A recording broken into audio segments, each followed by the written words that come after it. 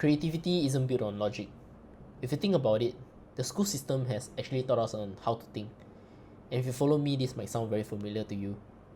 First, we follow the hypothesis, the testing, and then lastly, the conclusion, where supposedly the ideas are being born. We are rewarded for that structured thinking as well at school.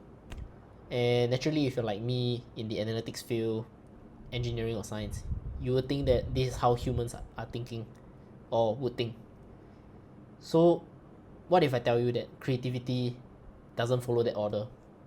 Because creativity is not a conclusion. Creativity comes from an idea and it's instantaneous. So let me give you an example. If you take a look at past geniuses, right, like Albert Einstein or even Isaac Newton, how did he come up with the theory of gravity? Was he doing some regression statistical model on gravity, or did the idea just came into his head because he saw an apple falling down? Right? It's actually instantaneous. It was through the apple that he started to question, why didn't the apple fall upwards? Why didn't the apple fall sideways or diagonally? Why did the apple only fall downwards? So it was only through there where he started to hypothesize and do the testing in order to support the argument of gravity. And therefore, that's how the theory of gravity came about. So if you think about it, how creativity actually happens, it's actually spontaneous. It comes in when you're doing a late night walk, or maybe taking a shower, or even doing nothing. That's naturally where your subconsciousness will start to come in, and naturally your brain will connect the dots easily, and the idea will be born.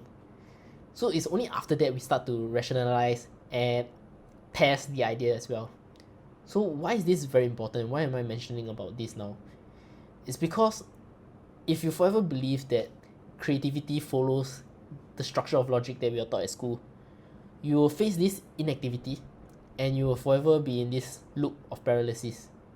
Because you start to overthink, you start to overanalyze, and lastly you hesitate. You understand that, but if you understand that the ideas come first, then you build the logic around it.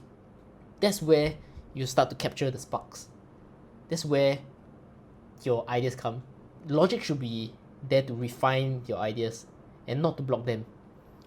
So your idea might be raw, it's fine, because hypothesis is there as a structure to support the idea, and testing is there for improvement.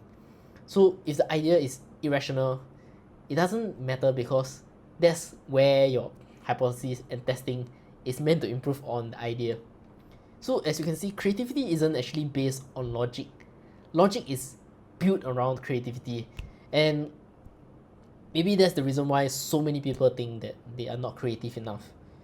But I assure you, if you allow yourself to be bored, if you allow yourself to embrace boredom, you naturally find that the world will start to give you ideas in your head, and that's where you can start to act on it. Yeah, so that's just my thoughts on how creativity is born and how we actually taught in school and why are we taught that way.